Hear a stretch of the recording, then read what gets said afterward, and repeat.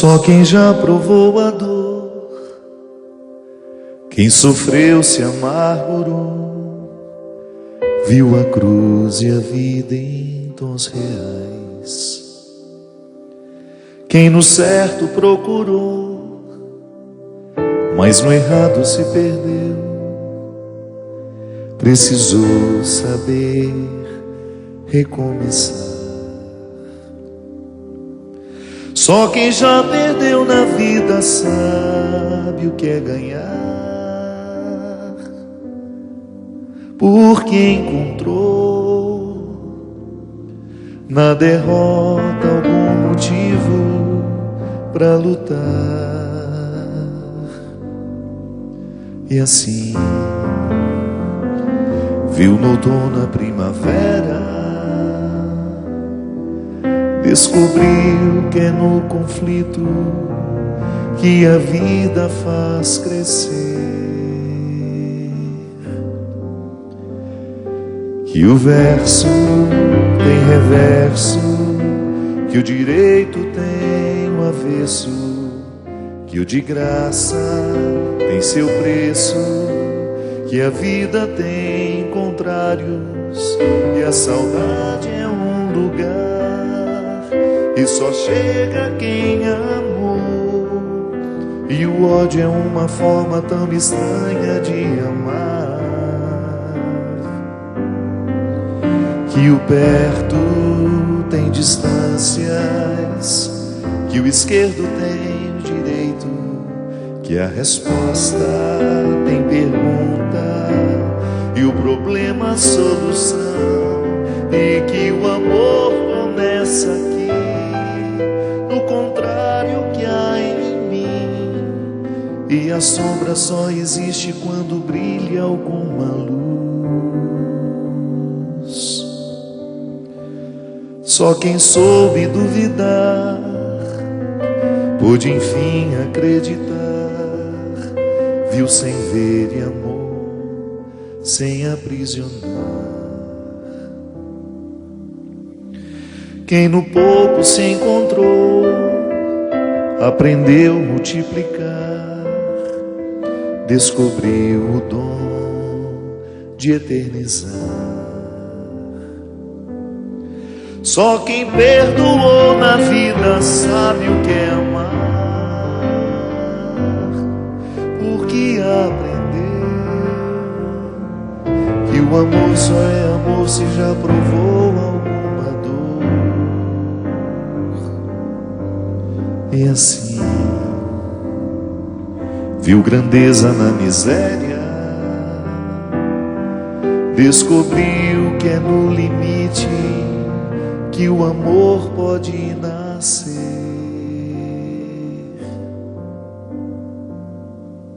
que o verso tem reverso, que o direito tem um avesso, que o de graça tem seu preço, que a vida tem contrários, e a saudade é um lugar que só chega quem amou, e o ódio é uma forma tão estranha de amar,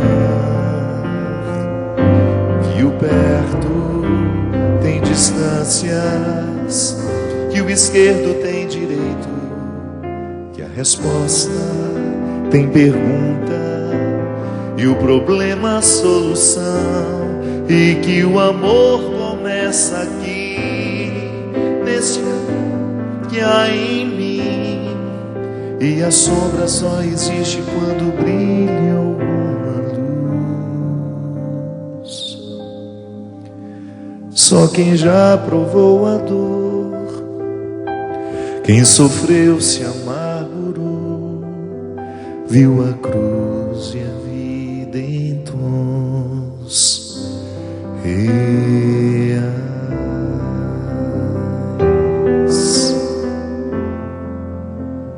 Muito boa noite, é com muita alegria que nós começamos mais um programa de Direção Espiritual. Toda vez que a vida nos coloca numa dificuldade, um limite, É interessante que a gente enfrente essa dificuldade, esse limite, com o desejo de aprender. O que aquele momento difícil quer nos ensinar? Eu pessoalmente acho que é a única forma que nós temos de fazer valer o sofrimento que a gente sofre, a lágrima que a gente chora, a dor que a gente suporta. A dificuldade, ela pode parecer-nos no primeiro momento intransponível, grande demais. Eu me recordo que os momentos mais sofridos da minha vida, eu sempre vivi a tentação de pensar que aquilo era maior do que eu. Isso é natural. A gente sente medo. É um instinto, ou melhor, é um sentimento que primeiro nos ocorre no momento da dificuldade, é o medo. E tudo aquilo que faz parte do medo, a insegurança, é humano. Por mais corajosos que nós sejamos na vida, nós passaremos por situações, enfrentaremos realidades que vão minar a nossa coragem. E todos nós temos o direito de dizer que estamos com medo. É uma forma que a gente tem de recrutar a verdade, porque a partir do momento que nós recrutamos a nossa verdade, e se ela me coloca, se essa verdade me evidencia ao outro como alguém que está com medo, então eu estou pronto para a batalha. Porque a verdade é o ponto de partida para toda a luta. Eu preciso saber o que eu tenho, tanto como recursos para lutar, como também o que eu preciso enfrentar.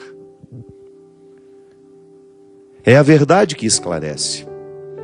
Porque às vezes, quando nós recrutamos a verdade, nós começamos a enxergar aquilo que nos amedronta tanto de uma forma diferente.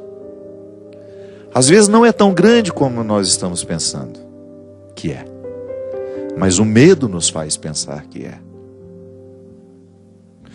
Eu tenho uma forma de interpretar, que inclusive está no meu livro, O Discípulo da Madrugada.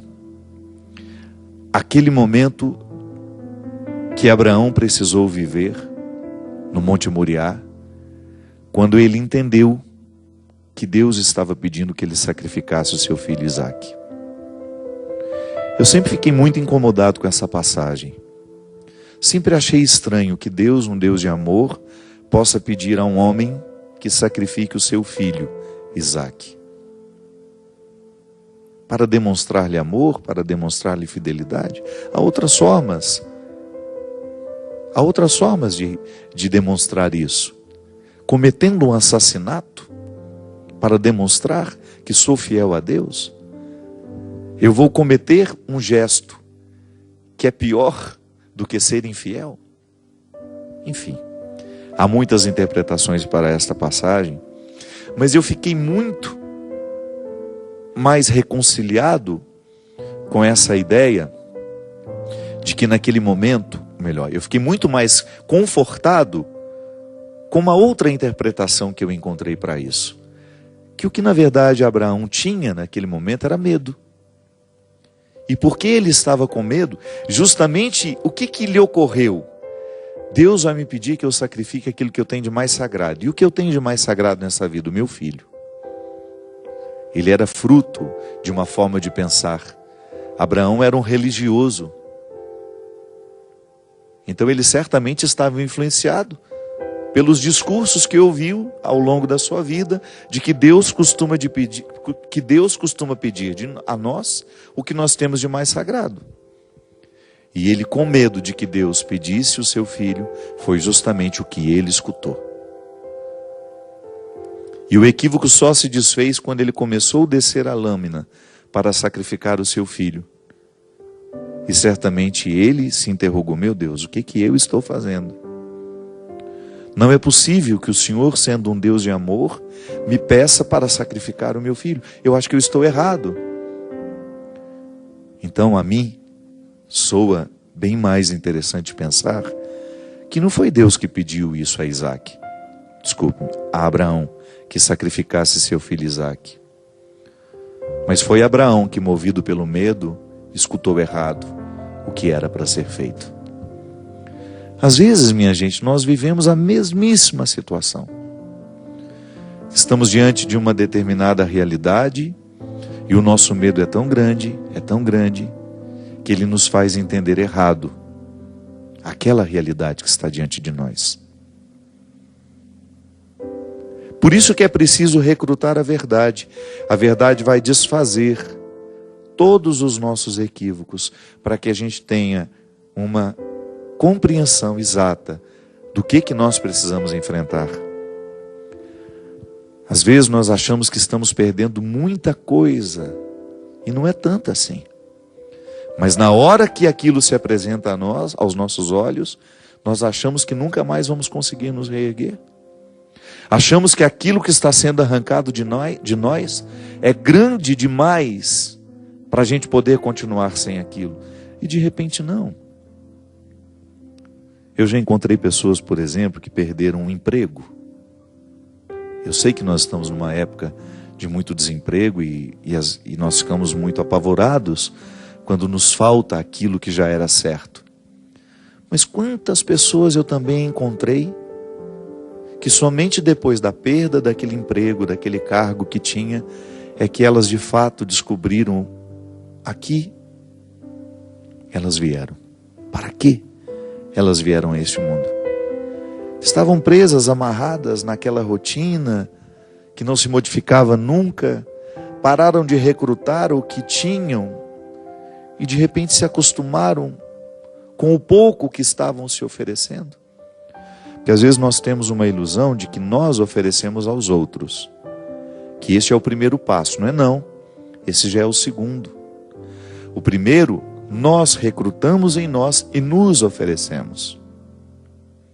Tudo aquilo que eu posso como pessoa, eu recruto diariamente e ofereço a mim, porque eu sou a primeira instância que experimenta o que eu posso, todas as minhas possibilidades. Ainda hoje tuitei sobre isso, né? Que o amor próprio é um recurso da nossa inteligência emocional que não nos permite fazer comparações com os outros. Olha para aquela pessoa, como ela é muito mais bonita do que eu, como ela é muito mais inteligente, como ela é muito mais capaz. Isso é injusto demais. Não é justo você olhar para o outro e comparar-se. Porque o outro, ele nunca vai ser como você, porque ele é outra pessoa. E você nunca vai ser como ela, porque você é outra pessoa. Agora, ocupe-se do que você pode se oferecer. Pare de prestar tanta atenção no que o outro já ofereceu de si e depois ofereceu aos outros, e você vai descobrir o que você pode descobrir dentro de você.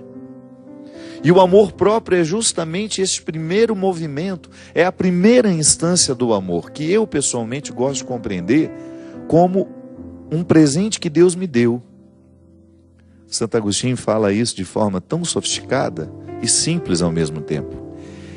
Ele nos amou para que tivéssemos amor com que amar. Então, o amor próprio é essa primeira reserva de amor que nós recebemos, que funciona como uma espécie de imunidade espiritual afetiva. Eu faço uma experiência de amor comigo, eu me cuido, eu tenho preocupação com a minha saúde, eu tenho zelo pelo meu corpo, eu tenho zelo por aquilo que entra no meu ouvido, que vai influenciar a minha mente. Não faço questão de guardar mágoas, rancores. Por quê? Porque são sentimentos estragados, que não edificam. Então eu tenho respeito por mim. Eu sou o território da primeira proteção. Sou eu que estou me oferecendo aqui neste momento, numa realidade muito íntima, muito íntima. Por isso eu compreendo que este é o primeiro derramamento de amor que eu recebi, que se chama amor próprio. Neste amor próprio, Deus me ama, me protege, me resguarda, me dá coragem para enfrentar os que desafiam a minha dignidade, aos que não querem me interpretar como alguém de valor. Então esse é o primeiro momento em que eu estou recolhendo tudo aquilo que é próprio, tudo aquilo que faz parte da minha idiosincrasia. Uma palavra difícil, né? Idiosincrasia, o que é isso? Tudo aquilo que diz respeito a mim, tudo aquilo que diz respeito ao ser que você é, as suas características, as suas possibilidades, os seus limites. Então, nesta primeira experiência de amor próprio, eu crio este círculo de proteção. Eu me amo porque Deus me ama. Deus me ama e vai me ajudando a me amar também, a me acolher, a me recolher. E todos os dias, num exercício de auto-amor, eu vou buscando dentro de mim tudo o que é necessário para eu viver melhor. Então, eu me ofereço. Num primeiro movimento de amor, eu me ofereço aquilo que eu tenho de mais precioso. E somente depois eu começo a oferecer aos outros. Essa experiência, minha gente, ela é fecunda. E é ela que nos realiza.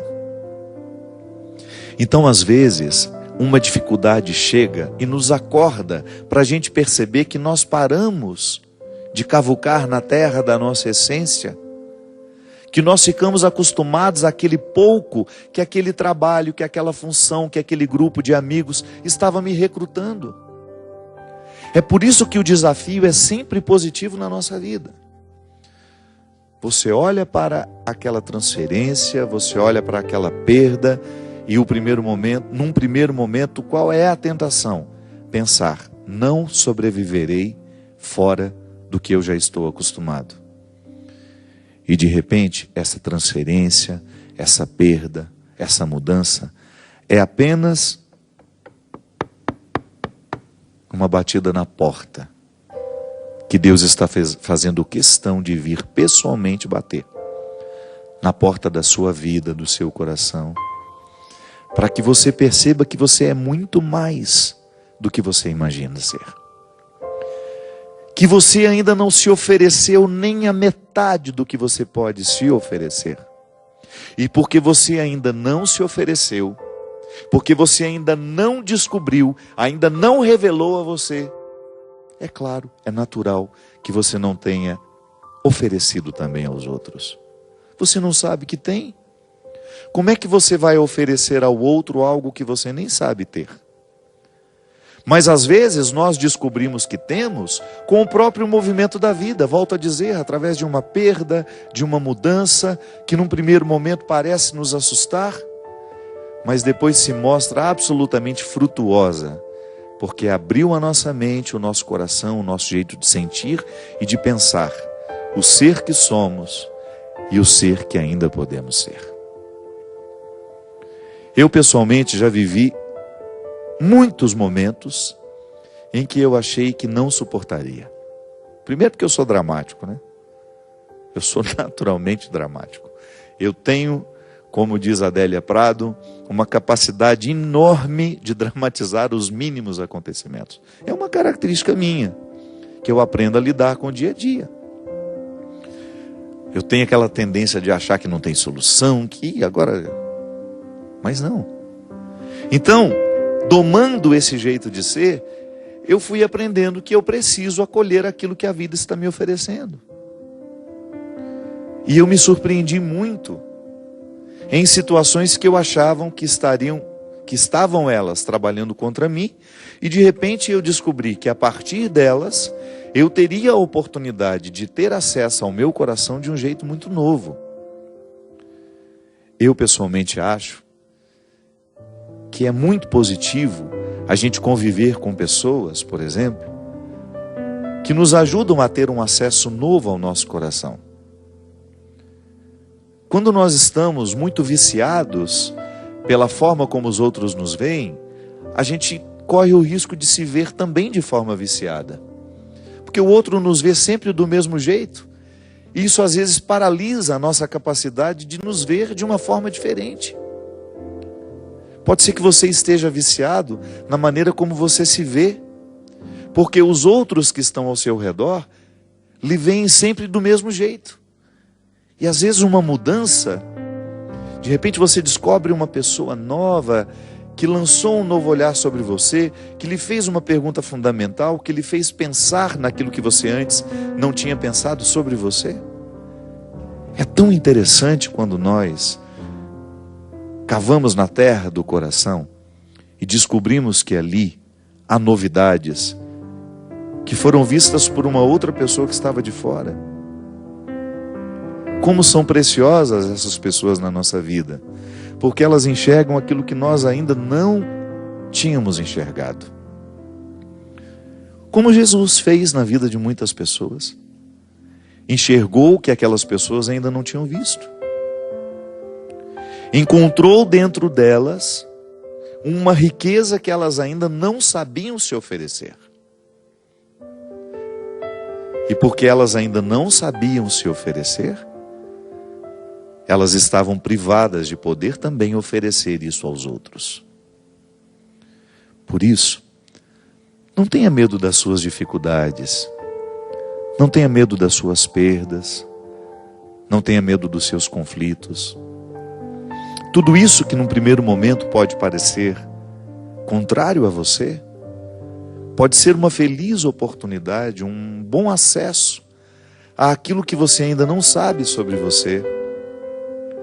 Há uma força que ainda está oculta e que virá à tona à medida em que você permitir que a própria realidade conflituosa lhe ajude, lhe motive a buscar o que você não sabia possuir. Permita que a dificuldade de hoje, o sofrimento de agora, a lágrima deste momento, lhe conduzam à sua mais profunda verdade. Lá onde estão os seus valores, lá onde estão as suas qualidades, e que talvez você esteja esquecido delas.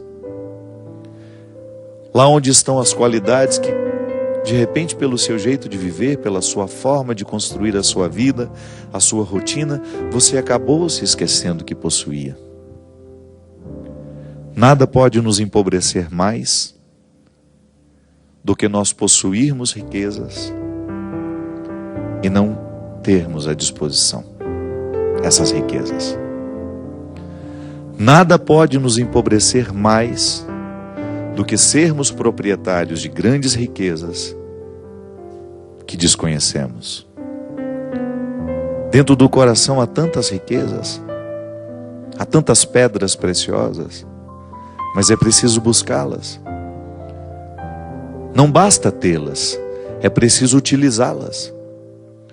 Não basta ter riquezas, é preciso saber instrumentalizar tudo isso. Às vezes, minha gente, nós precisamos só de acordar. E às vezes este acordar está intimamente ligado a uma mudança, a um desconforto que nós precisamos enfrentar. Eu gosto de dizer que o nascimento, ele não acontece uma única vez na vida. Eu vim ao mundo porque fui expulso pelo ventre da minha mãe, que, movido por uma sabedoria biológica, me colocou para fora. Chega, já passou o tempo de estar aqui. E que bom que eu fui expulso. E depois precisei enfrentar muitas outras expulsões do ventre da vida. Quando eu achava que já tinha encontrado o meu lugar, as contrações chegaram, os acontecimentos me expulsaram e eu precisei ir buscar uma nova forma de ser o Fábio. E como isso nos enriquece? Quando você percebe que a vida, em movimentos de contrações, está expulsando você daquela realidade, daquela situação, antes de lamentar, pense na possibilidade de que essas contrações, essa expulsão, lhe proporcionará uma nova forma de ser você. E isso é absolutamente maravilhoso. Ter a oportunidade de ser você de um jeito novo. Isso é como nascer. Isso é como renascer. Você se dá a oportunidade de viver uma nova experiência com tudo aquilo que já foi aprendizado antes.